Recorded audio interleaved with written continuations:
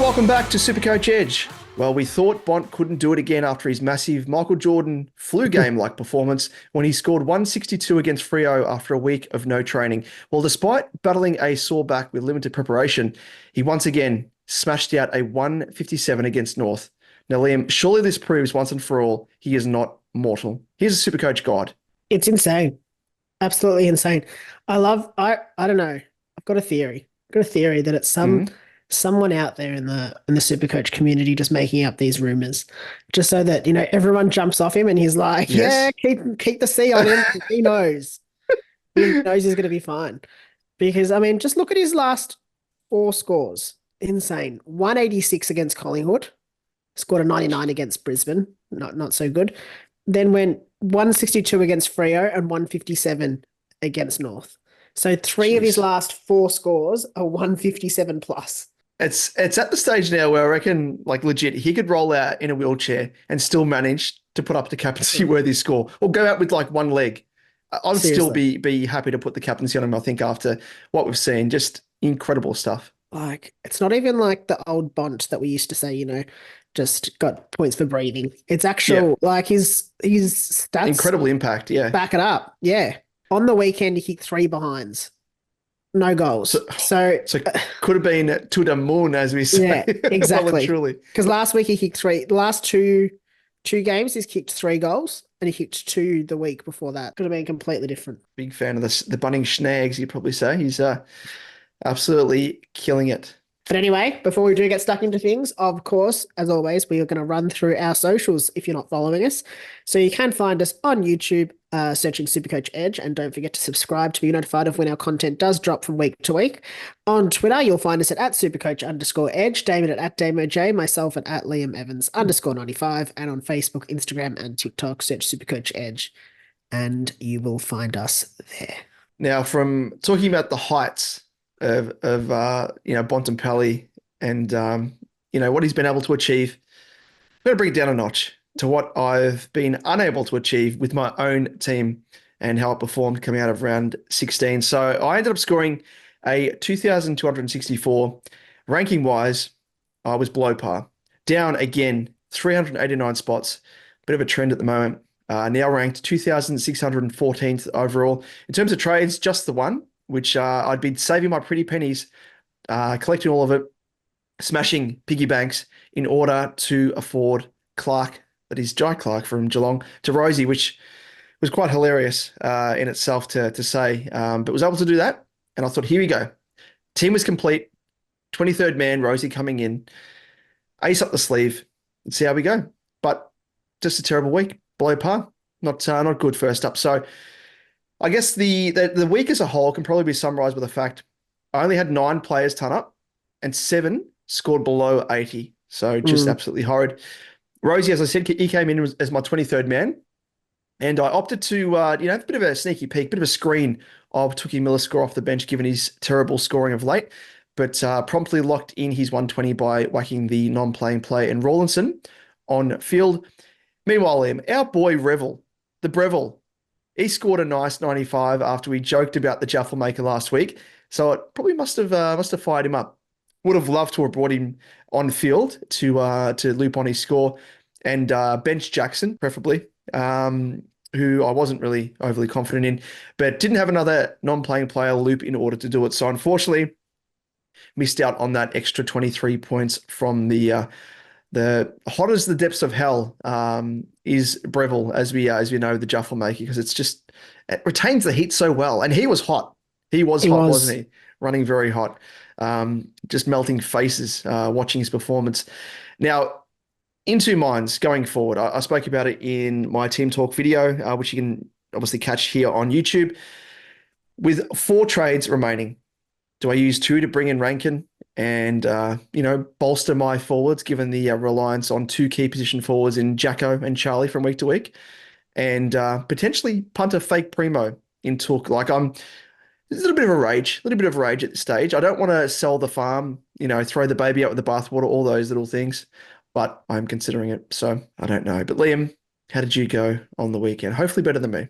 In terms of what happened, Mm. 22-10, my score. Absolutely livid though. Yes. because I did drop slightly down, 161 spots. So not many, to sit 55,917th, but yeah. Annoying because I had to eat up a big ruckman-sized donut in the way of Mm. TDK as a late out and didn't have cover for him because Kruger was sitting in my forward line trying to cover for any forwards that might have missed out. Mm. So frustrating in that sense. I did, I mean, I could have probably, no, actually, no, there's nothing I would have done that wouldn't have screwed over my team Mm. longer term. So there was no way around it really. Because I did have, it wasn't as though I traded TDK in this week. I did have him in. So in terms of trades, just quickly, I did jump off Alex Sexton, traded him to Dowling, and traded Josh Draper Oh no. to Charlie Curnow. So I've held him all this time, just, eking out. I don't even think I've ever had him on field except during the buys. Mm. Like just continually sat there. I could have put him on as well because I would have been able to loop his score in, but no, of course not. It's In any it's the way case. of Supercoach, isn't it? That like you trade out like the one bloke, he's a key position defender, hasn't like you wouldn't think he'd score anywhere near what he scored on the weekend. Trading him to one of the most exciting key position forwards Yeah. in Charlie Curnow, plays tall, plays small, and he outscores him. Like what? It's just a kick in the face, kick in the dick, kick in the ass, everything from the Supercoach gods. Yeah.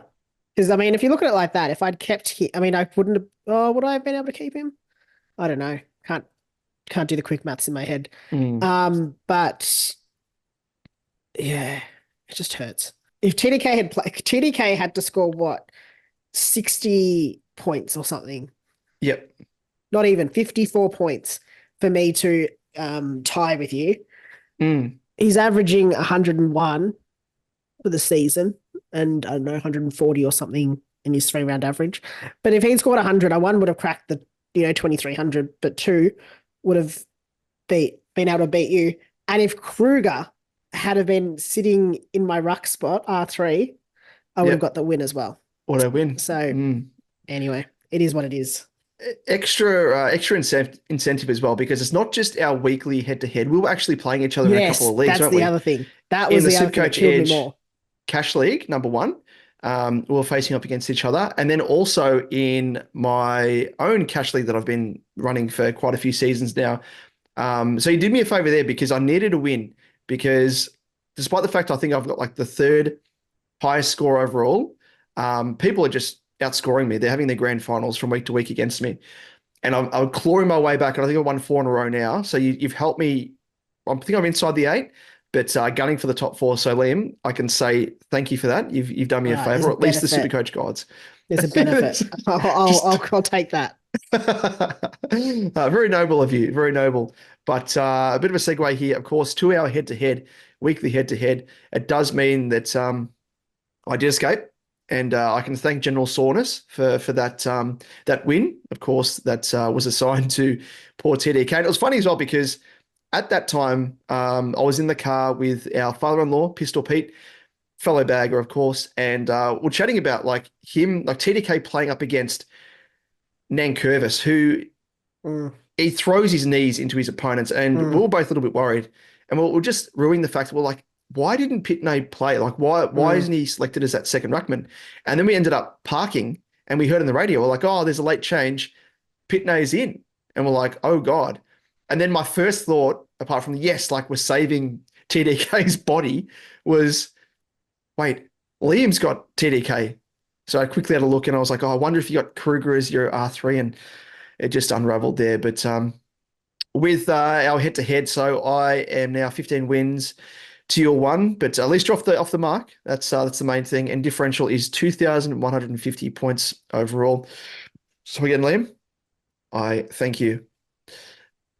That's it. Now, It is what it is. yeah, exactly right. It's yeah, you can't do much about it. It's No. and it's going to happen as well. Like this stage of the season, like people tuning in might be thinking, oh, yeah, that wouldn't happen to me type thing. But there's going to be late outs. There's going to be injuries. There's going to be suspensions, people running low on trades. It happens every year. So we all get a taste of it at some stage or another. So, And especially, I mean, I don't think it's especially happen in the rucks. But that's where the Mm. risk is because we generally don't run with an R3 Yeah. option just because it's so much easier. And I think that's why I can't remember because I have Kruger. I think I just threw Kruger forward because I was like, I didn't have another option to sit in my forward line. Yeah. And you got And I Livingston, was obviously, as like, your R3 yeah. normally. And I thought there's more risk with one of those six players not playing As than opposed to as two. opposed Yeah. to English or TDK. But anyway, it is Yeah. what it is. Yeah. Probably would have preferred to have Frustrating. English out, really, given Yeah, the way he well, performed. fucking English. We don't talk about Almost, him. This almost could be got his week, outscored though. by Kruger. This could It be his better be. week because Exactly. I don't know who they're playing. Port Adelaide give away the most points to Hmm. opposition ruckman. Yeah. So could be his week. I wouldn't captain him, but it could No, be his week. going up against his former teammate in Jordan Sweet, and you watch Jordan Sweet come out and have a bloody absolute blinder, and all of us fellow English owners are going to be ruining. He's almost in the category of never again. I'll go as far to Mm. say, like up there with the Jack Steele, who I think's teetered over into the never again list for me. Jack Steele's most certainly there. Have you still got him? Yep, I've still got him. Yep, Trade him before you trade Took. you reckon? Yeah. That's just the only thing is that I think with Gold Coast fixture, Yeah, it's it's a better. bit of an issue with Oh, sorry. Yeah, uh St Kilda's got a better fixture. Kilda's Yeah, better yeah. because they're like playing at Marvel for the last seven of the last 8 games or whatever. But anyway, with that, Liam, that's probably a good Yes. segue to jump into chatting about trades. And of course, before that, which ones were the good, the bad, and the ugly?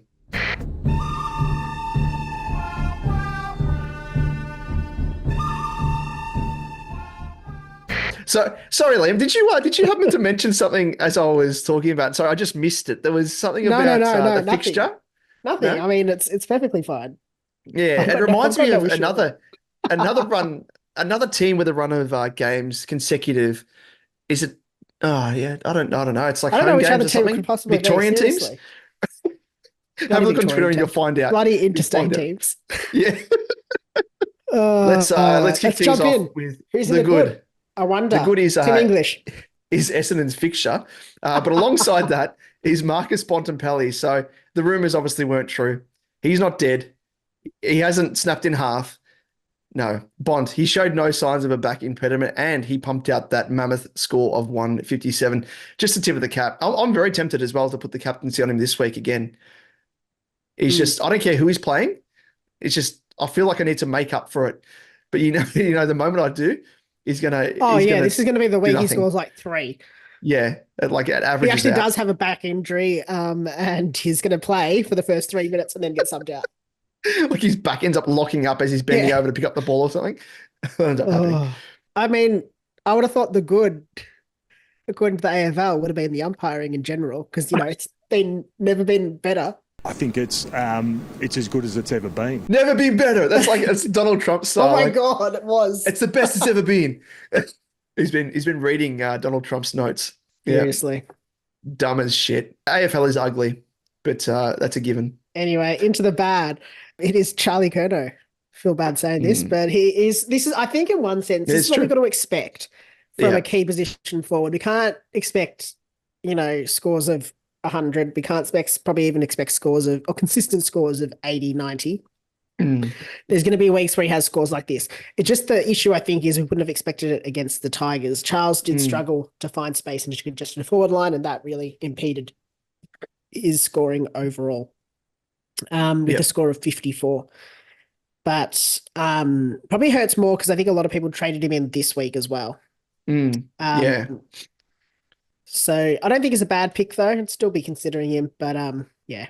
Yeah, he seems like one of those guys that, I mean, we're speaking about it like, even though he is a little bit in a different mold, he's not a traditional stay-at-home, bustling key forward. He's a bit mobile. He's like a Jesse Cameron, can play tall, can play small, can push up the ground, goes into defense as well for some, intercept marking, all that sort of stuff. But as we say, I mean, I was obviously at that game, and the way that both sides were playing, they were so congested. Both defenses were pushing up the ground, and it was just like so frustrating. But yeah, it was they were like congesting space in the forward line deliberately because obviously the two twin towers there, Harry and Charlie, Mm. they were focal points. And every time McCarlton were kicking it in, bombing it in, they were just numbers galore. So full credit to them for that tactic. But outside of that, that's what brought the likes of Walsh and all the other players into the game to kick goals. So wasn't too bad as a fellow bagger. But let's move on to ugly. So Dan Houston. And this is what I was worried with trading him in, which he kind of like threw back in my face that week that I did because he scored the 170 odd game when he did. But on the weekend struggled with a score of just 57 and not what we expected against especially a St Kilda outfit that leak every single week points to defenders. And I think there was Farrell, I think it was kind of cramping his style as well. Good old Houston, which didn't help. But you would just think the way that St Kilda play, they force the opposition defense to just switch it continuously, pass the ball around in order to try and find ways out of the defense. Wasn't to be. So a little bit worried about Houston, just a smidge, but it's kind of is leaking back into the 2024 season, what he's shown in seasons gone. And we've spoken about it where, he sort of lacks that ceiling, but at times as well, a bit of a flaw. So bit of a problem. Houston, wink, wink. Well, Liam, with the round 17 on the horizon, shall we jump into trade talk with The Price is Right? Show me the money. The price is wrong, bitch. For those of you tuning in for the first time, The Price is Right is the segment where we discuss potential trades and trade targets from week to week, and we even discuss whether particular players should be traded at all. So first up, we've got, I'll just quickly preface this. We have cut this down slightly, so it's just going, gone. But it could also equally fit, all these players would be on the block. Yep. I think it's just really at this stage, it's really going to be about what your team looks like. Trades are dwindling. Yeah. Trades dwindling. It's a new word. And Dwindling. That can be trades dwindling.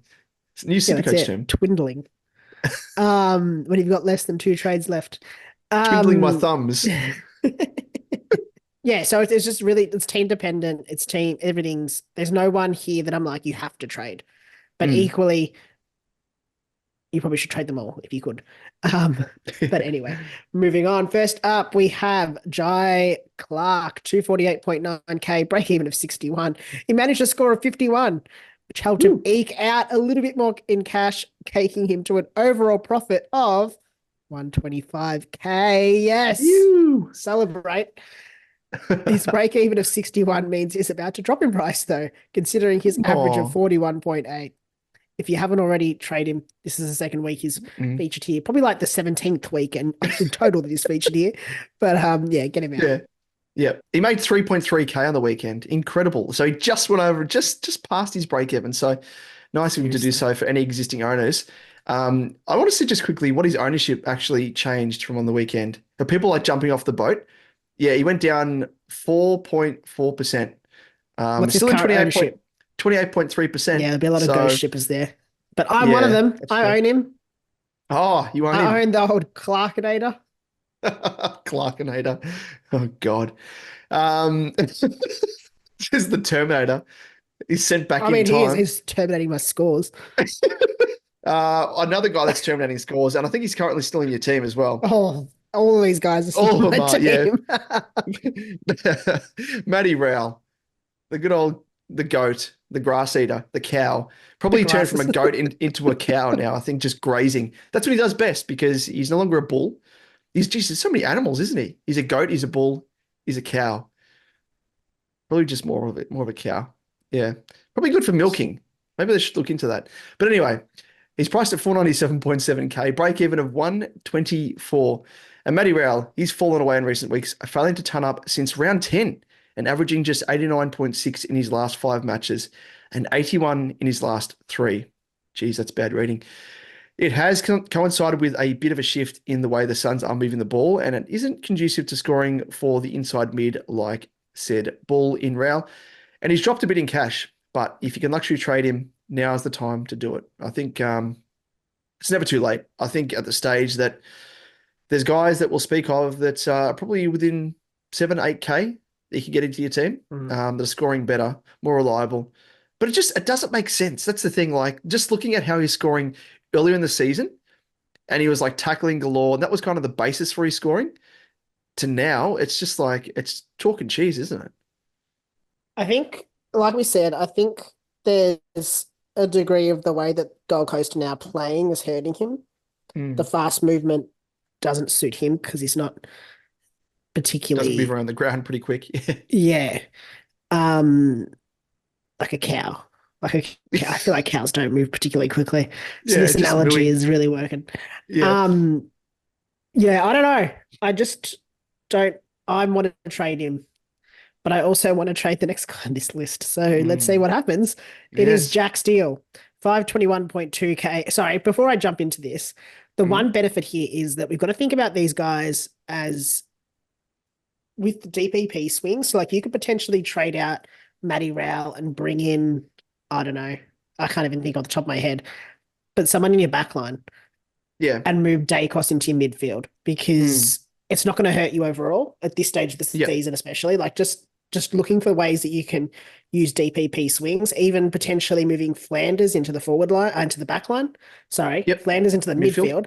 midfield, and then bringing in, Matt Rowell to, I don't know, Jai Caldwell or Matt Mm. Rowell to, I don't know, I can't think of the top of my head, but yeah, Yeah, Caldwell anyone. or a Rankin. Like you could trade Yeah, into a Rankin if you got the yeah, coin and then switch someone in the forward line if you've already got a Caldwell into your yeah. midfield or a Heaney or a Zorko or whoever. Yeah. Likewise. And any of these, that's probably goes for all of these players, like Steele the same, Mm. is I'd almost be looking because of their price point, you're not going to find midfielders that are scoring well enough at their price points. Like maybe a Rosie is probably the only example. I don't know what he's currently priced at.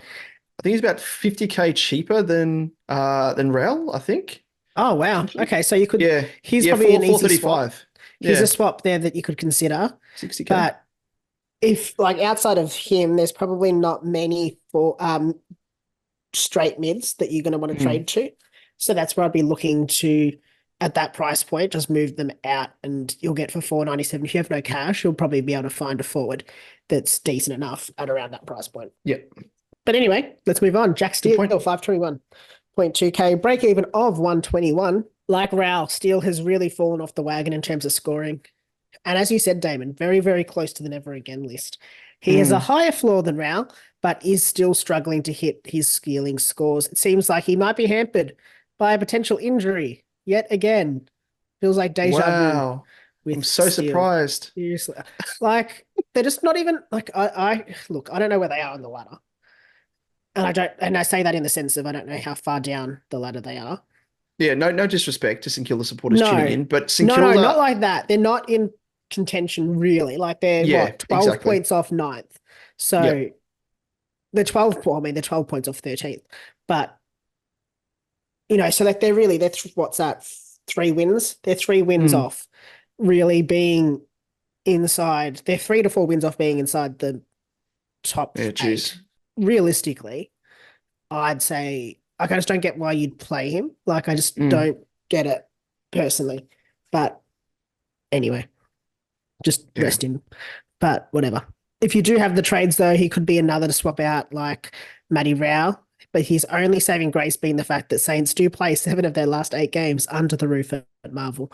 I haven't looked at his scoring, like whether there's any correlation between, playing at Marvel and better scores. Just having a quick Yeah. look. He said So recent 26. games, he played 95 on the weekend, 98 against the Gold Coast at Marvel, 86 against Freo, 112 against North, 84 against the Dogs, 126 against the Dons. So it's a mixed bag there, really. Yeah. And then he obviously just- plays at Adelaide Oval Yeah. on top of that. Oh, lucky. I mean, they lucky that they do go over interstate in that time Yeah. period. I'm glad to see that. But, anyway, But yeah, as you say with Steele falling off the wagon, maybe Raul is leading that wagon as the cow. So it makes sense. They go hand do in hand. cows pull wagons? I don't know. But maybe in the Wild West or something. I'm not sure. But you know what? I don't know. Steele, I'm not even joking. This was Steele's last chance. Yeah. and he is a never again. He might stay in my team because I don't know if I have all the trades to Yeah. get rid of him. But when up next year, when he scores 130 in the preseason and scores 170 in round one, and I go, oh shit, I need him in. Can everyone remind me? I do not need him in.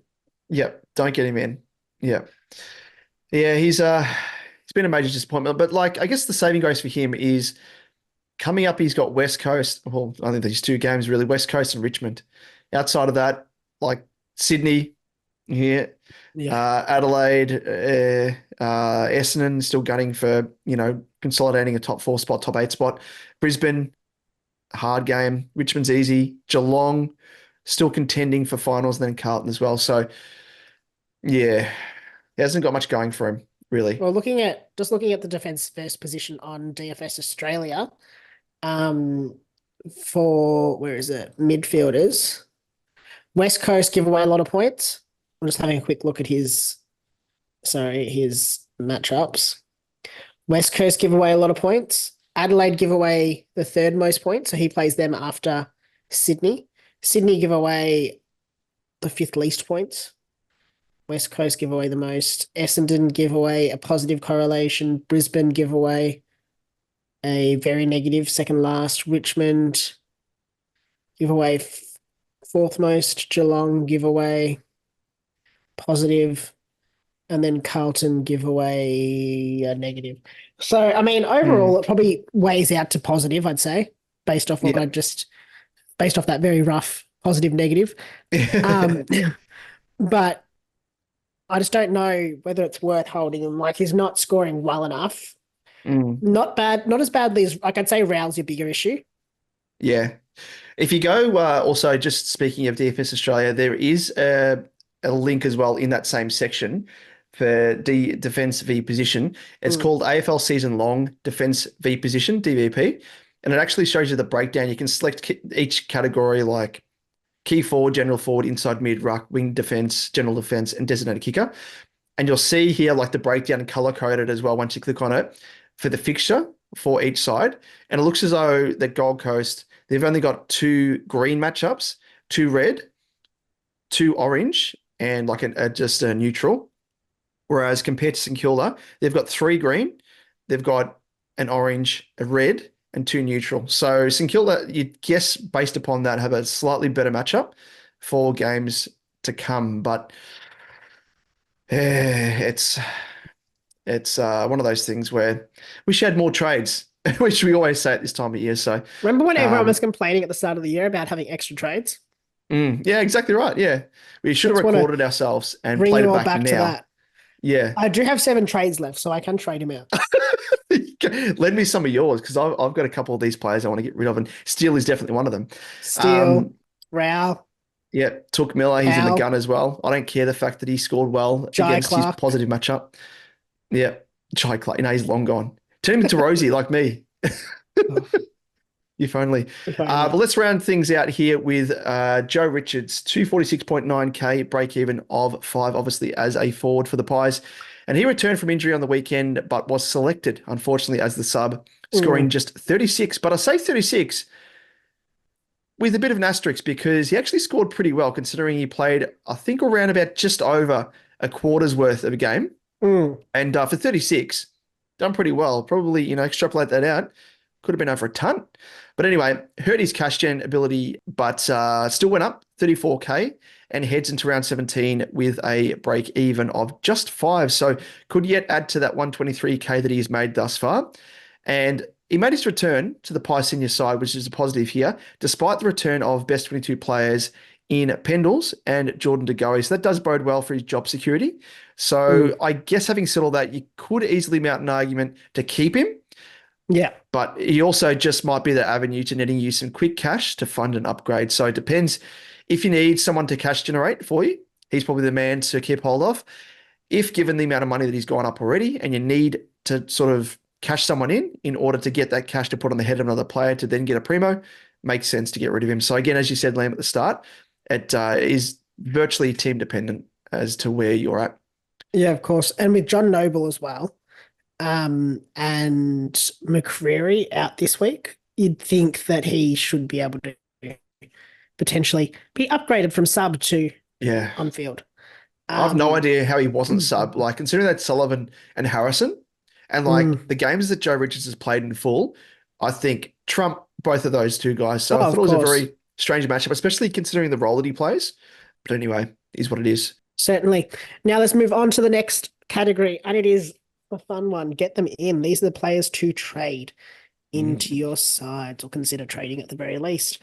First up, we have Isaac Rankin, forward eligible, 578.1k with a break even of 114.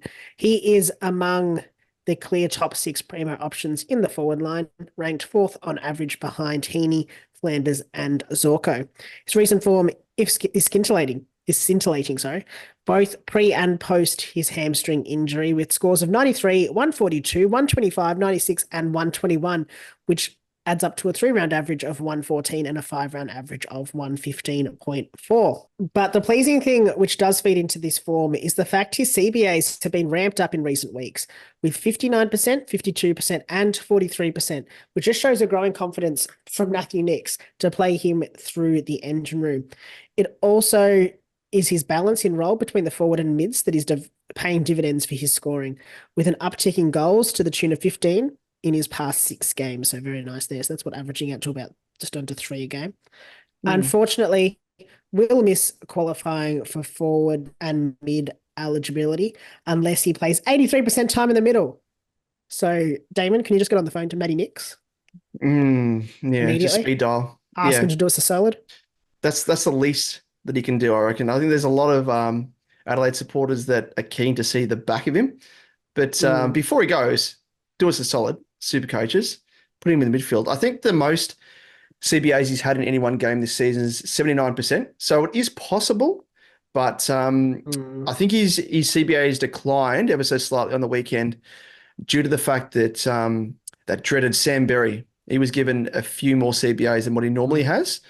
So that maybe the speed hump, the thorn on the side here to our prospects to try and get Rankin that mid eligibility as well. But yeah, he's a very, very nice prospect and one that I'm looking at very, very closely. Next up, we have Josh Dunkley, midfielder, 592k with a break-even of 52. And he has well and truly hit his straps over the past couple of weeks with scores of 144 and 143. And the return of Ashcroft obviously didn't hamper him at all. Prior to this, however, he struggled for ceiling scores over a 5-week rough patch that netted 89, 115, 99, 104, and 90. But he has eclipsed 120 plus in 6 of his 15 games now, and at least has a safety net of a high scoring floor, which you can see here with his lowest score being just 89, which you always like to see. So big ceiling, high floor. That's what we wish Jack Steele was. If only. If only. Next up, it is Caleb Sarong, 567.6k, break even of 119. And if you aren't one of the 44% who currently own him, like myself, one of those 56%, simply do yourself a favor and get him in. Dropped another 14.3k on the weekend and now sees his price dip 54k below his starting price after a relatively lean patch that has seen his average slide from 131.6 to 119.8 since round 9. Prior to that, though, he managed scores of 150, 137, 140, 125, 141, and 170 in 6 of those 9 matches to start the season. So his scoring ceiling is very, very clearly obvious. Best yet, though, he faces Richmond this weekend, who he did score 137 against earlier this season and who currently concede the 4th most points to opposition mids. Best evidenced by Walsh's 148 and Cripps 144 last round. So do yourself a favor, get him in. Yep, get him in. I didn't think he'd drop any lower than when I got him, which I think even I think it was around about 20k above his starting price. So to get him for 70k cheaper virtually is just incredible. So if you haven't got him, get him in. He's the sort of guy that you want to jump on after a little bit of a lean patch. So like the look of him. We also have, as a prospect, Jack Sinclair, defender, midfielder, 623.7k break-even of 79. I feel like good old Jackie boy is flying under the radar and flying with his flowing locks, that flowing mullet. Ah, yes. So the flying mullet, he looks to be back in his usual halfback role, having scored 143, 135, and a 147 after stints in the middle that saw relatively minor returns of 102 and 99 in those 2 games prior to that. Another promising factor is he has taken a majority of kick-ins across those games where he scored quite well, further elevating his ceiling, relegating Wangini Miller, who has been the number 1 kick taker, to second fiddle. Has increased a whopping 69k, ding ding, in the past 2 weeks, and still a relative pod at just 7.2% ownership. As we mentioned when chatting about Steele, the Saints do enjoy 7 of the last 8 games under the tin roof at Marvel, so it bodes nicely for Sinclair to burst home as a top 6 defender to round out the season. Thoughts, Liam? You know when you're just not sure? Yeah, I was very unsure this time last week, but then when I was looking ever so closer at his role, he's back in defense now, it looks like. And the games that he's played in defense have been going well, but does it sort of correlate with these games like against Gold Coast, against Port, low scoring, highly defensive? Is it due to the game style and structure that Ross the Boss is implementing? Yeah, probably. I mean, I'm just having a quick look at a bit more at his stats. Sorry, bear with me. I think my issue there is the price. Like 623k. I don't know what you're going to get cheaper than that in the defensive line. I'm just going to have a quick look, or at that same price. But sorry, just bear with me. Yeah, he went up 42k as well on the weekend, which is a fair chunk of change, isn't it? Yeah, and I think that's where my concern would be overall. Like it reads nice, like 3-round average 141.7, 5-round average of 125.2. But I don't know, like in isolation, it looks good. But you look across the rest of the season, 102, 99, 110, 83, 134, 113, 73, 89. It doesn't really jump off the page.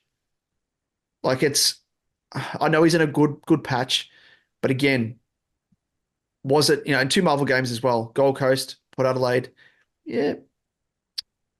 Game style, I don't know. At that price, I probably prefer, pretty much anyone else. Like it sounds harsh because he is going well. And that's the thing. I don't know. It's just hard. It's just, is he going to drop back? I don't know. In terms of value, he doesn't present too much value, That's does the he? issue, Yeah, I that's think. probably what you're talking about. And that's yeah. where the issue is probably at this stage of the season. Like I look at it and I think Dan Houston is almost 30k cheaper, over 30k cheaper. I'd probably prefer him. Even Luke Ryan is 579. Luke Ryan's cheaper. Nick Dacos is cheaper. Like Max like Holmes, 558.9 Jordan card. Much Clark. prefer him. Yep. Obviously Jeremy McGovern, who's got an injury cloud, but I'd prefer Nick Newman, him. Nick Newman, I was 529. about to say he'd be high up on that list. That's my issue is probably his price at 623k. You got him last week, 40k cheaper, 100%. But I feel like going above 600k, it's just tough. Yeah, I don't know where you find the cash. That's the other thing. Yeah, that's a good point. Yeah, because we're at the stage of the season where we're kind of having to be quite frugal.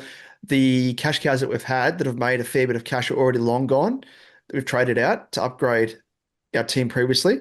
But if the one way to sort out, like in terms of when you're looking at a player, in terms of whether or not they present value, have a look, sort it by players in the SuperCoach website app, go by average, sort it by average, and you'll see Sinclair is averaging 108.5, 0.2 more than McGovern, and Sinclair is 675k more expensive than McGovern.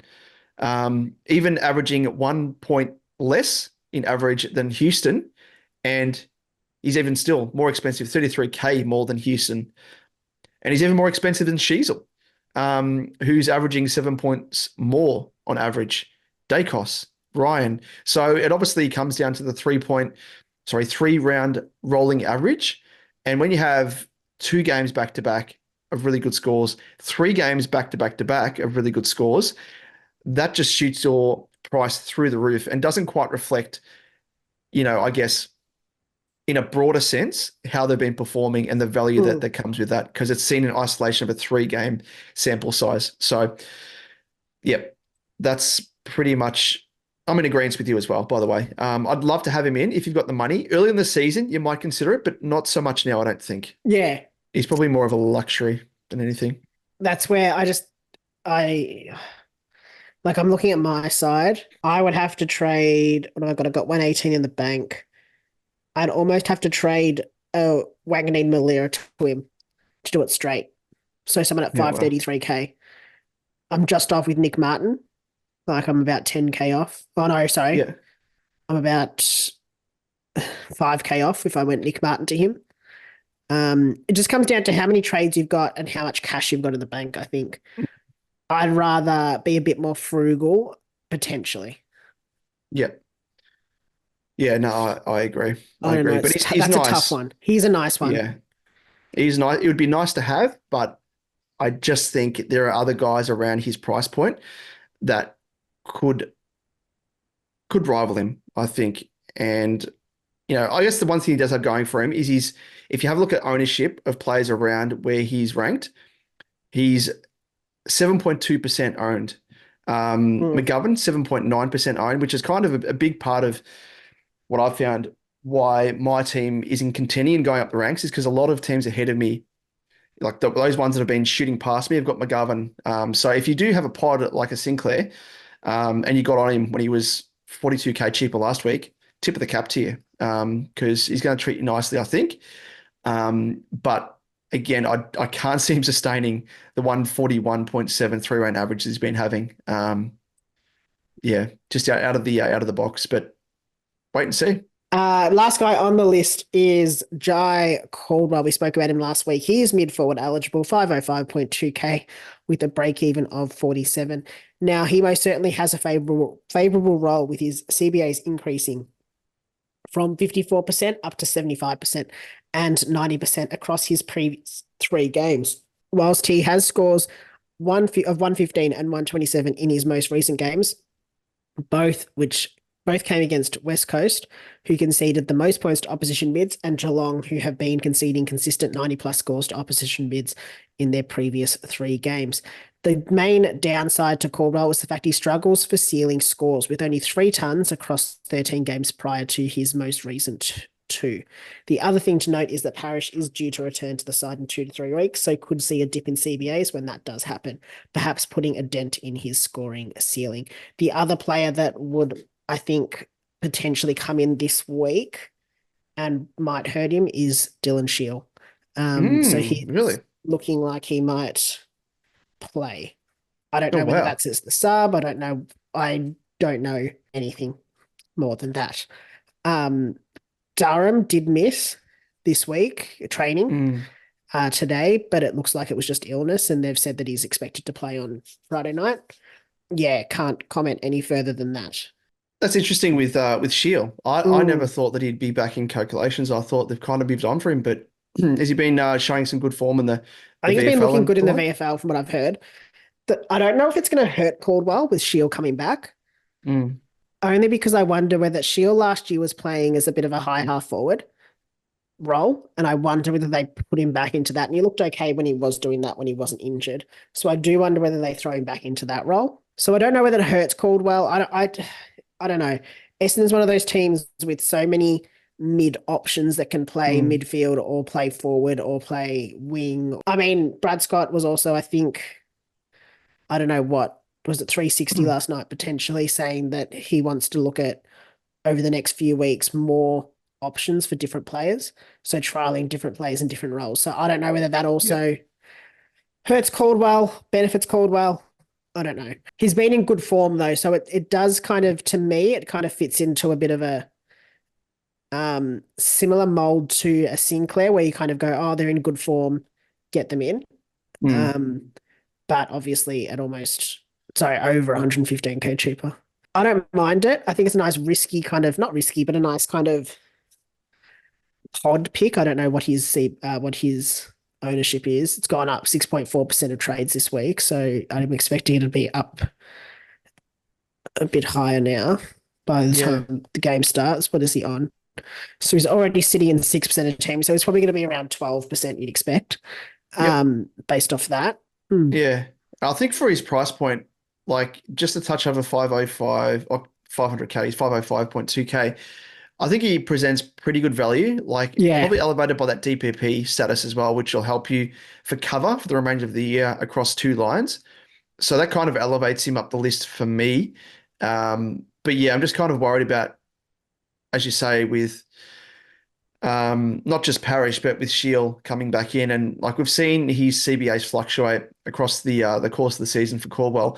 I mean, to his credit, he's still scoring well enough, The thing that I will which say, is good. sorry, just on that, is that he has a relatively consistently high floor.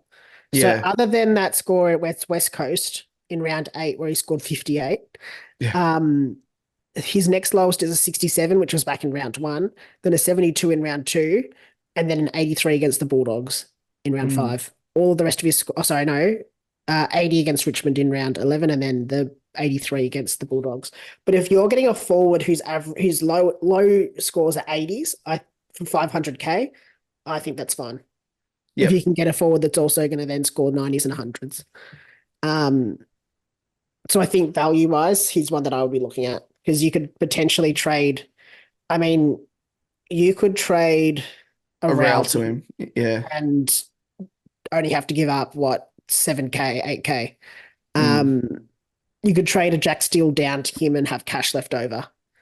You could potentially, if you're worried about Fisher and a potential injury there, you could sideways him for 2K. Yeah. Even as a 23rd man as well, he was one I was considering instead of Rosie, because of that DPP that he's got. Like, as you say, with Fisher, if he's an out or even a dreaded late out, and other teams don't have a 23rd man, or they do have a 23rd man like me, who's only, a midfielder only like a Rosie, you're kind of stuffed. Whereas if you have him, provides a little bit of flexibility for those late outs and, a bit of the ace up the sleeve there. So I don't mind him. I do think the 2 most recent matchups have kind of flooded him a little bit, but I do think, as you say, with that high floor, can't go wrong with it. You know what you're going to get with him. And I mean, the upside is better, because we've seen what he can score in his previous 2 games. So do very much like him. Well, let's move on to On the Bubble. And there's a couple of options here. First up, we have Ari Showmaker for the Saints, defender, 117.3K and a break-even of a whopping -71. And the young Saint was able to keep his spot despite the return of Wanganeen Miller and managed a score of 55 after an 83 on debut. Dougal Howard is probably the one who could come back in to displace his spot in the side, as he's currently out injured, but it seems as though Ross the Boss is a fan of the youngster. Provides nice cover off the bench if needed for the remainder of the season for those looking for defensive depth, and with a -71 break-even could make some quick cash for coaches who are keen for a last-ditch cash earner to fund one of their final upgrades. So don't mind him at all. Yeah, agreed. I don't think there's much more to say there. Just another player to keep in mind is Lawson Humphreys from the Cats. He debuted on the weekend, scored the 91. Crazy. Because of course he did. He's got def mid eligibility, so he is a DPP, same price as Sean Maker, -45 break even, obviously just with the 1 game. One to keep in mind, that if you miss out on Sean Maker, Humphreys potentially looks like he should hold his spot, and be another option for you, for a defender with some more flexibility. Yep. Do you like him? Sorry, but yes, I do like Sean Maker. I'd probably be getting him in this week. I think he's more of a sure thing with him than there is with Lawson. Yeah, job security wise, I think, yeah. So I'd be jumping on him if I can, which I can. I would just love some mid eligibility there. Would be nice. But we've got Humphrey coming up potentially. Yeah. Next guy on the list, another defender, is Logan Evans, 102.4K, break even of -61, and he is bottom priced, and has scored a 68 and a 52 in his opening 2 games. He sent Dylan Williams packing in, taking his spot, and still stayed in the side despite Lockie Jones coming back into the Port defence, which is a promising sign for his job security, at least in the short term. But the return of Trent McKenzie in 1 week and Burton in 2 to 3 could see him lose his spot to the best 22 regulars. According to Supercoach Gold, he will go up 44.1k if you can score a minimum of 35. So it was another quick money maker for anyone who is keen. Could be one to bring in just purely because he is 102k, like maximize the amount of cash you get out of him. Yep. If you've got cover, you're not too worried about it. You know what I mean? But of these two, I probably prefer Schoenmaker as a sort of more longer term cover option, if that makes sense. Yeah, for sure. I totally agree as well. He looks solidified in St Kilda's defence, and yeah, they're kind of maybe a game, 2 games away, or losses, should say, before they're like, okay, season's done. Let's start rolling through, looking at what players have to offer and looking at the next generation. He's already in the team, so helps his cause.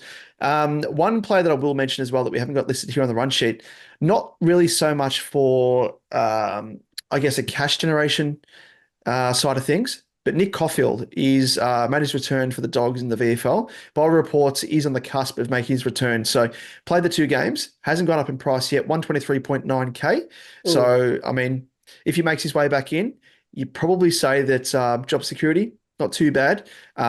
May dislodge the likes of a Fraser or someone else, but just thought I'd throw his name out there. And for those owners that have held him for this long, they can celebrate. But in terms of just to round things out, if you need to go early on a rookie like a Lawson Humphrey, as you mentioned, would you say that he's probably someone that you'd keen on, despite the fact that, the job security may not be there long term? If he provides a link, opens up that defensive midfielder link. Yep. That's it, really. Because he has that DPP, I feel much more comfortable with him.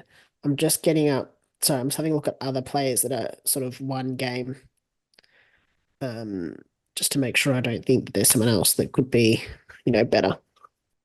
Yeah, in terms of bottom price, no. I mean, there could be, hasn't played a game yet, but the defender, I think for Gray, I think his name is, for Richmond, mid-season rookie, could be making his debut very soon. So bottom priced.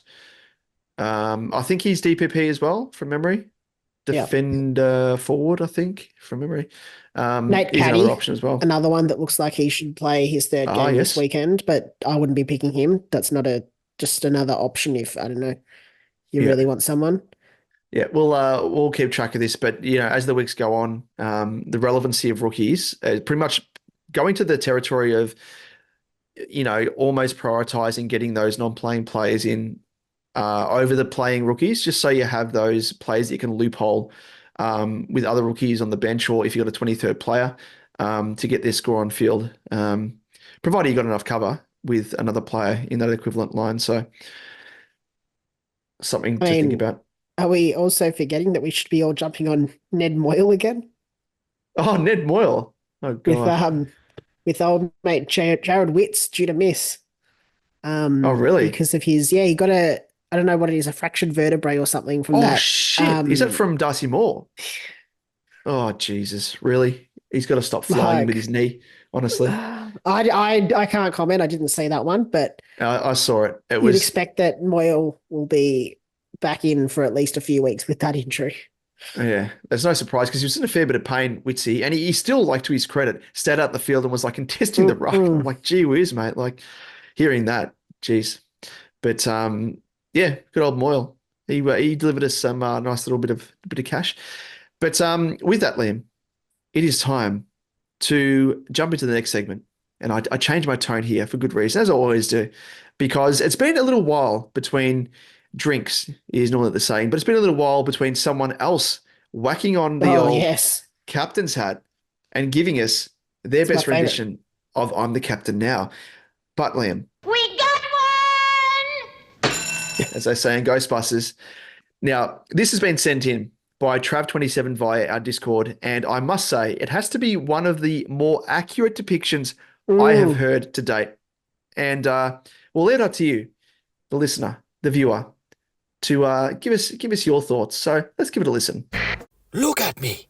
I'm the captain now. So Liam, I don't know about you, but I reckon Trav could be a voice actor or a voiceover artist because that was very, very nice. The pitch, the It was. timing, the can we say accent? But virtually there was. It was very good. Very good impersonation. I, Chills. Just chills.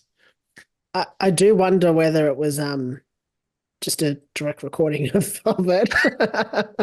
That would be very, Or very funny. what is it? Is it cameo? Did he just get the guy that the actual actor just to be like, hey, can you do something for me? Yeah, and he's like, but you can see it on YouTube, and it's like, just say the word, say the sentence, say the line, goddammit. It's like in The Simpsons, saying a Bart. Say the line, Bart. I didn't do it. Say the lines. Yeah. Oh, very good. That was pretty much us. But thank you for that, Trav. Very, very good rendition. And in terms of leaderboard, it has to be right up there.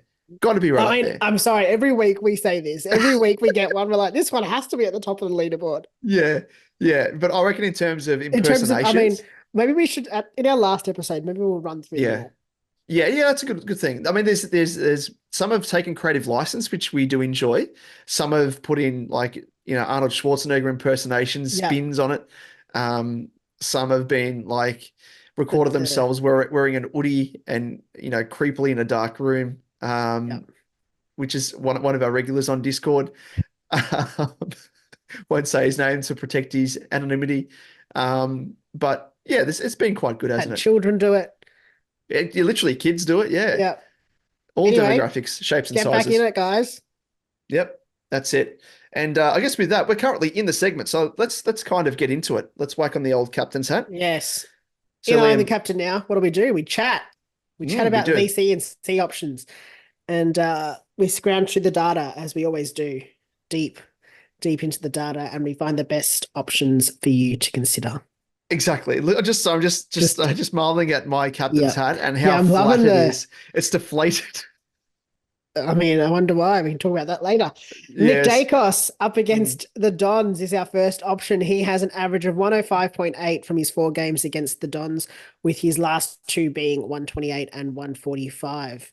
And barring his 64 against Melbourne, where he was tagged by Alex Neil-Bullen, he has scored 100 in 11 of his last 12 games and 125 plus in 8 of his last 10.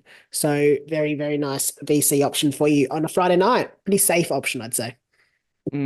Yes, very, very safe. And also as well, probably should mention, that was the game where he got subbed off. Yeah. Because he copped that knock to the shin or whatever it was. Yeah, he was against subbed the pretty D's. late off memory. Yeah. Like it was late. It was last final quarter, but he was tagged. That was the biggest issue. Yep. But I do like him. Got as you know firsthand, Liam is a Dons man. He loves playing Le Dons. Does. The same game. Your man, the man that you're barred from getting within 100 meters of, Zachariah up. Merritt, put it in H. I thought it was 50. It's gone up because I don't know what you did the other week, but there were reports coming through. And soon enough, you're not going to be allowed to be in the same arena, let I alone was suburb. just screaming from the sidelines, put it in H. As was I, talking about Harry Mackay. Put it in H.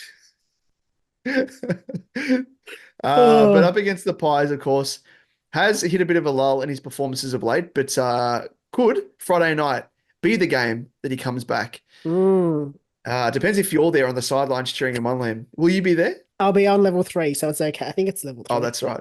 Yeah, So that's I'm a bit further probably away. 100 It's probably meters. 100 meters away in Yeah, height. easy. Yeah, no, exactly that. Yeah, it's just a different access. Yeah. Yeah, different. Collingwood, they give away the second most points, of course, to opposition inside mid, so it does bode well in terms of matchup. And on top of that, Merritt has scored 127, 133, and a 123 in his last 3 matchups against the Pies.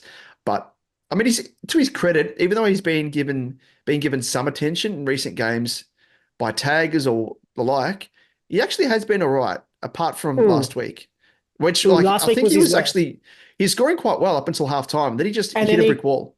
at halftime he also got thrown forward, like Mm, after halftime. Sorry, so I don't know, strange one, yeah, but that was by far his worst game of the year. Um, and yeah, still scored 78. So it's not, I don't know, not the end of the world. I'd yeah. be And looking at him as a the potential pies player don't to. tag either.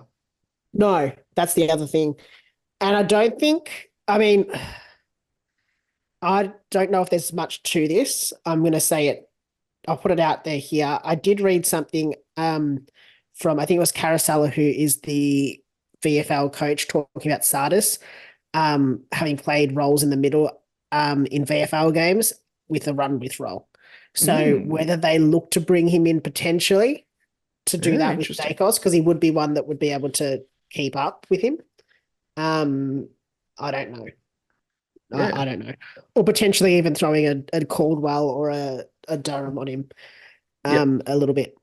But anyway, potential there. I don't think either team will tag strictly though. Like I don't think it'll be like definitely not Collingwood. Collingwood won't tag, and I don't think Dacos will get a serious tag. Yep. Next up, we do have up against North, Sam, stupid, sexy Mm. Flanders. Scored 108 against the Roos last time he played them this season, and 128 when they faced each other late last season. But he comes in with a 127.73 round average and a 125.85 round average. And on top of that, North are giving away the most points to opposition attacking defenders / wingers. So it could all be coming up Flanders. Very good. And he actually hasn't dipped below the ton all Mm. season. Just it's a thing of beauty. Opening up his little profile all the way down the list. Triple figures. Perfect. All the Love way. seeing that all the way. So it could have been a mammoth score on the weekend as well because he Mm. was on track for around about a 180. And again, Yeah. it was another guy hit the wall. So like that Spent a happened with bit a of time lot on of team the players bench this as week. well. Yeah. Don't know what was going around. Mm. But anyway, do like him as especially a captaincy, Mm. option because he's so reliable. Playing early Speaking as of, well could be a nice VC. Could be mm, yeah, a bit of a point of avoid difference. Jeanette Dacos for your merit and go for a VC on Flanders potentially. Yeah, because if either of those two guys have reasonable scores, but not quite VC lock-in Mm. worthy scores, um, if you bypass them and go for Flanders, it could give you a little bit of leg up. Yeah. Because there are some other options that people can choose from in terms of putting the captaincy on. And one of those, and speaking of reliability, Marcus Bontempelli up against Port and the Bont, he went bang with the score of 157 despite fears that he could miss with that back complaint. He has a 109.6 average against Port from 12 outings, including a 145, 125, and a 128 in his last three. And he is in rich vein or form, of course, with three of his four scores being over 157. But the only caveat here is that Port give away the fourth least points to inside mids. So something to weigh up, I guess. But geez, recent good form is incredible form. So It is. do That like it him. is. Let's move on to the next guy on the list, and it is Zachary Butters. I don't know, I'm just making it up now. Up against the Bulldogs. He has scored 146 and 118 in his last two against the Dogs. Before that, lower scores, but probably not really playing the same role that he has been playing as a midfielder. But the Dogs do give away the third least points to inside mids. So it could be a week to avoid. I've noticed also that speaking of Zach, if they've got it on the run sheet there, it's ZAK. Yes, So he's I another did say that. guy. He's Put it in another guy K. that'd be like, yeah. What are you hiding there, Zach? What's your full name, mate? Mm, Mm, Zachariah. yeah. Zachariah. See, there's so many different variations. Put it in Zach. H. Put it in K. Special K. Ketamine. So let's move on to the next option we have. Don't put it in K. Caleb Sarong, who I really like this option, up against Richmond and faces the Tigs, who he scored 137 against earlier this season for good measure. The Tigs concede the fourth most points to opposition mids And we saw with Walsh's 148 and Cripps's 144 last round how much they do concede. And better yet, he does play them on his home deck where he has averaged, get this, 130.5, including scores of 125, 140, 150, and 170. So when we're talking about home ground advantage and, likening Marvel, as an advantage to How many steal. games do Freo play at home? Yeah, exactly right. This is like 100% home ground advantage when it comes to Sarong's output. So do love him as an option.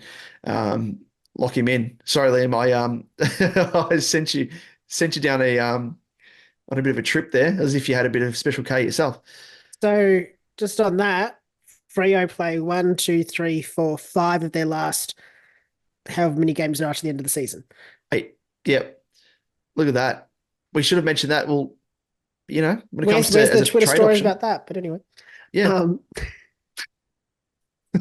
Oh, I'm joking. Please don't at me. But seriously, that changes what you like thinking about trading him in. If he has five Yeah.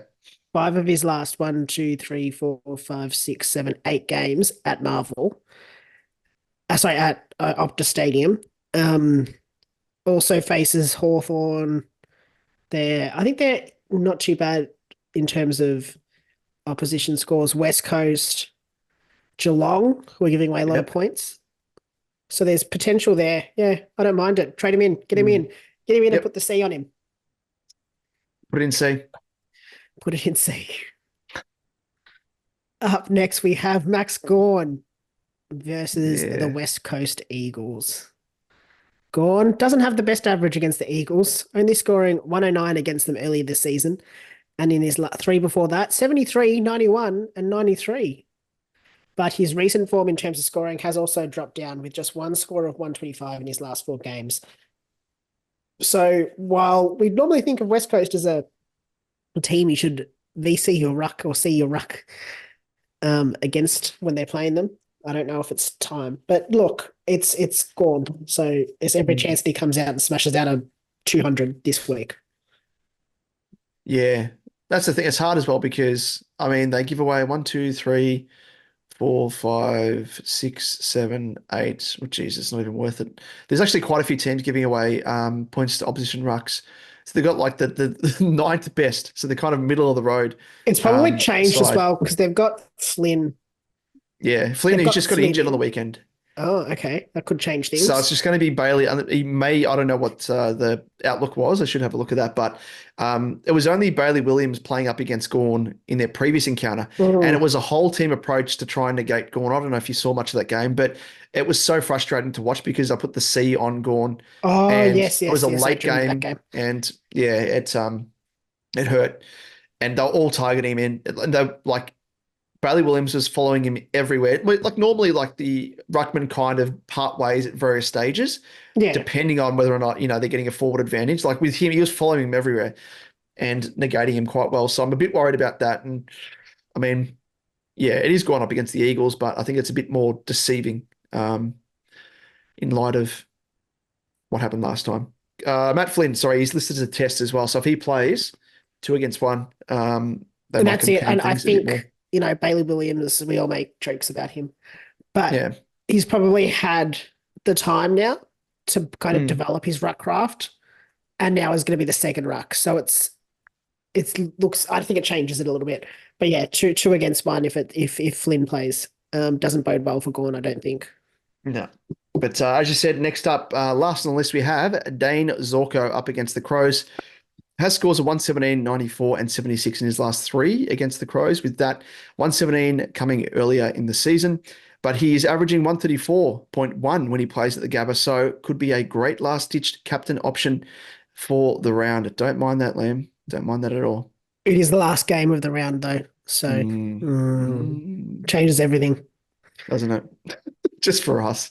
Is it anyone else? Does anyone else? Just let us know. Do you avoid it? Because I didn't notice that I avoided it until you told me that, until you mentioned it. And I was like, yeah, actually, I don't ever do it. Yeah. And now I'm very conscious of it. For But even like it was a stage there where like if they were playing first up, I was a little bit worried because like the Yeah. Thursday curse, as we know it to be when the Thursday games are on, or a Friday night curse, and I don't know, I think it's kind of been bucked a little bit more. Whereas the last game of the round, it's like I don't know, I don't know what it is really. You just like to have your captain score done and dusted by then. Yeah. Well, I mean, there's always like Sunday, Bloody Sunday. So like, Yeah, that's true. Maybe it's that. Maybe it's that. I don't like having a C on a Sunday. I do like to have Mm, I love having a V. See, I'm okay with a Thursday night VC or a Friday night mm, VC, but I don't like a Sunday's captain. yeah, yeah. I tend to try and avoid it if I can. Mm. Interesting Anyway, times, but also interesting is our head-to-head land because yes. the week just gone, I locked in Zorko, of course, hoping he'd have a day out, feasting on bog points against the D's. And whilst he didn't quite hit the targets or the heights that I'd hoped, despite scoring that semi-respectable 115. While you locked in Bont Le for Bont. his mammoth 157, despite playing with a crook back. Legit, as I said, roll out in a wheelchair. He's going to be scoring 170, I reckon. Give him more ailments and he'll come out and just prove the doubters wrong. It sounds like some sort of challenge. Who dares wins? Someone's going to hit him with their car now. Be careful. Don't worry, he'll come out and score 200. Like, watch me. Yeah, watch me. Exactly right. Don't set him the challenge because he will. But that, as we said, you kind of alluded to the top of the segment. That's part of the reason why this captain's hat's so flat. It's as flat as a shit carter's hat. Carting that shit score around on my noggin. But in our head-to-head, it has helped you, hasn't it, Liam? Has. I have ascended to one win ahead this week with thanks to Bont. But the differential is still in your favor, Damon, up 49 Ooh. points. So, bit both ways there, bit of both ways there. Yeah. But I am hoping to continue on my ways this With week. who? With who is the question?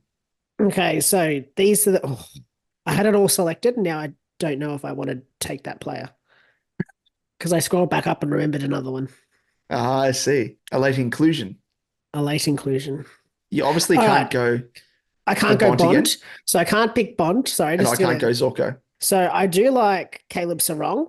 Mm. His recent scores scare me slightly, but just the matchup at Optus Stadium seems good. Like he's only gone below 100 once at Optus Stadium, which was a 91. Mm-hmm. But I also like Flanders, Mm. and that's the guy I forgot about. The reliability factor. I'm going to go Flanders. Stupid sexy. Yep. No, I do like that against North Melbourne.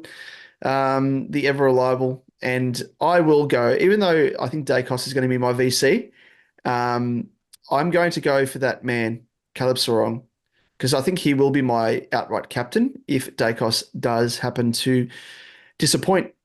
So, Sarong, lock him in, lock and loaded.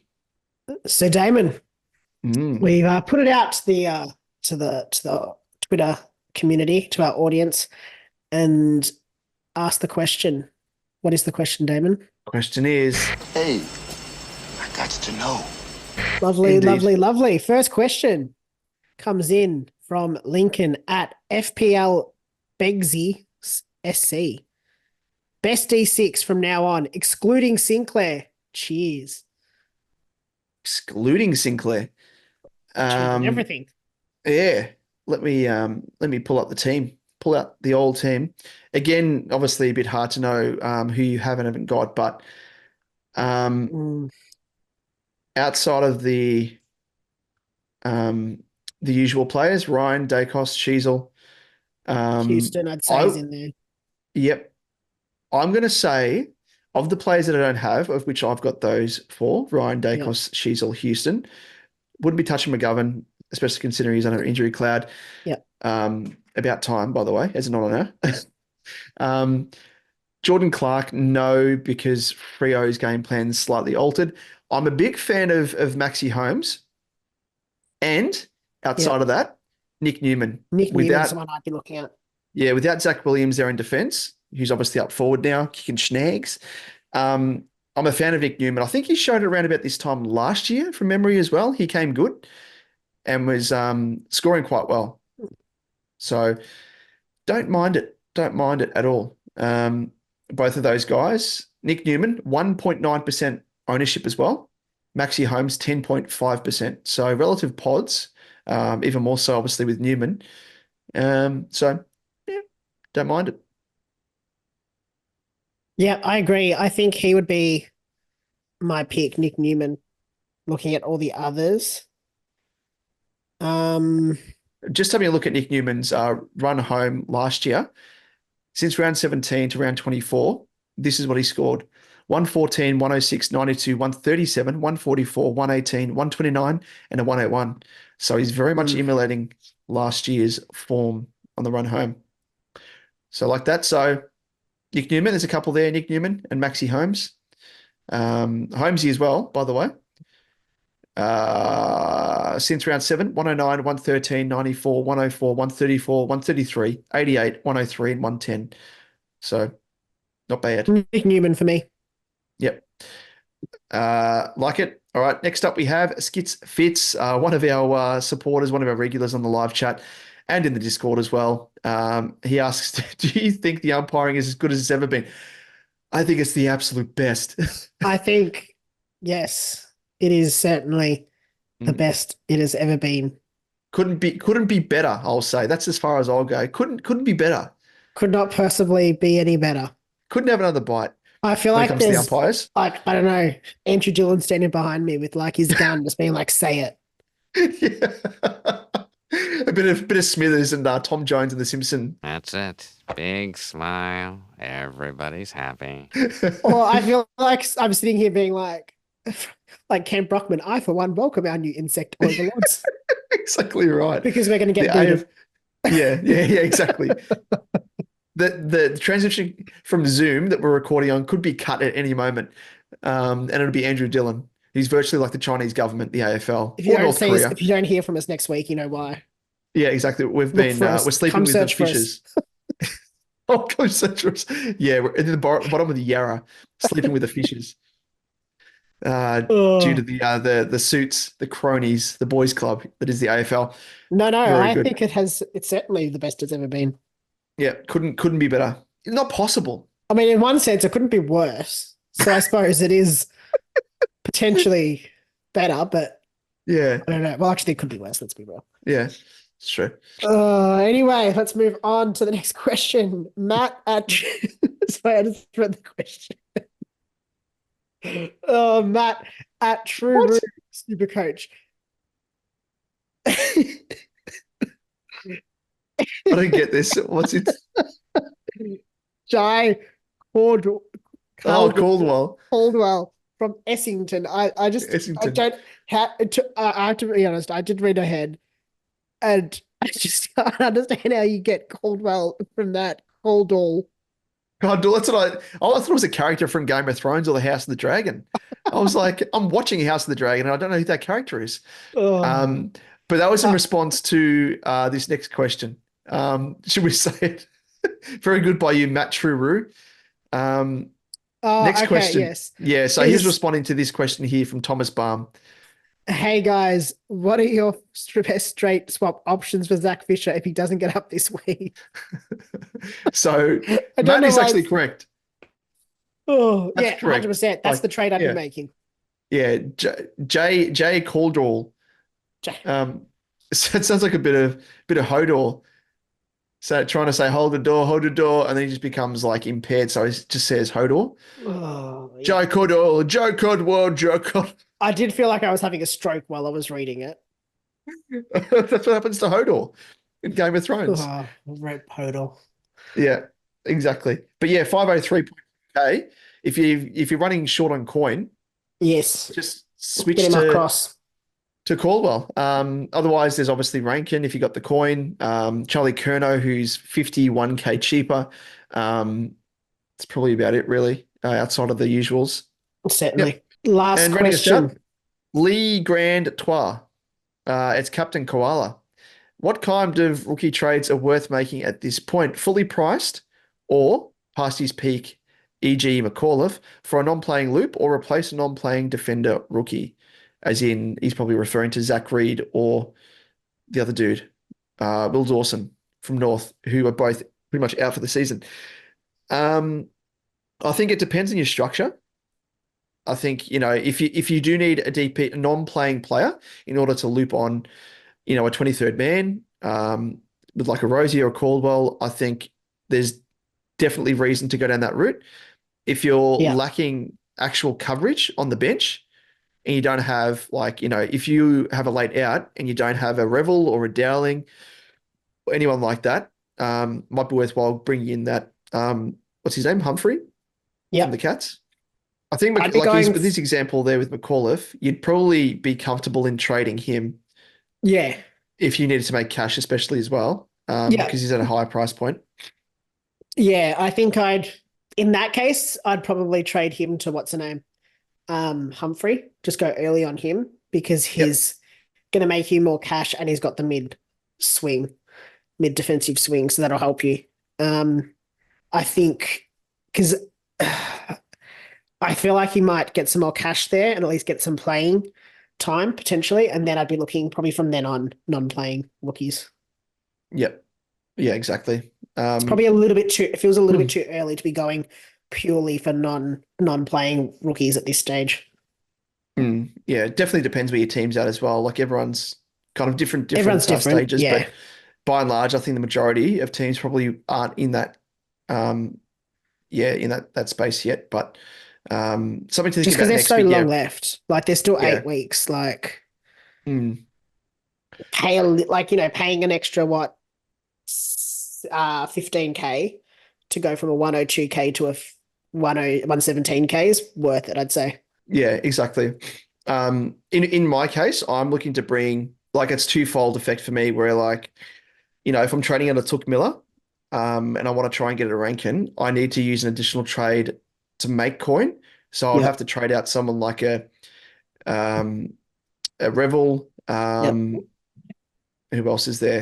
A couple other players, but going down to because I need a non-playing player to loop on, my 23rd man. So kind of makes sense in that respect. But outside of that, if I only had 22 primos and I had no coverage on the bench, I would 100% try and get on a rookie. But also, I wouldn't mind paying a little bit extra for rookies that may have already gone up in price that have really good job security, like a Dowling from Adelaide. He's 171.5K. If you can afford to do it, get him in. You could probably say Kruger as well, but Kruger's durability is very, very questionable. So yeah, there's that side of it as well to factor in. But it depends what you're looking to do. If you need bench depth or if you need to maximize as much cash and you need non-playing players to loop on a 23rd man. Well, that brings us to the end of this episode. But before we go, where can our listeners and viewers find us across our socials? You can find us on YouTube, search SuperCoach Edge, and don't forget to like and subscribe. On Twitter at SuperCoach_Edge, Damon at DamonJ88, myself at Liam Evans _95, and on Facebook, Instagram, TikTok, all of those, search SuperCoach Edge and you'll find us there. Very good. Very good. Well, with that, Liam, it does round us out for round 16. So as we always say, best of luck for the round to come. Hopefully you had a better round than both of us. And hopefully we're at a stage now where our primos can start primoing. Just come on, just collectively, all together. Don't have a week off. Don't go out in the piss and then come back and, perform like subpar, mid-tier, bloody mid-prices. Get your shit together. And that's not just both of our teams, Liam. That's everyone's team. So may your trades hit the mark and your scores head to the moon. We'll see you next week. See you guys.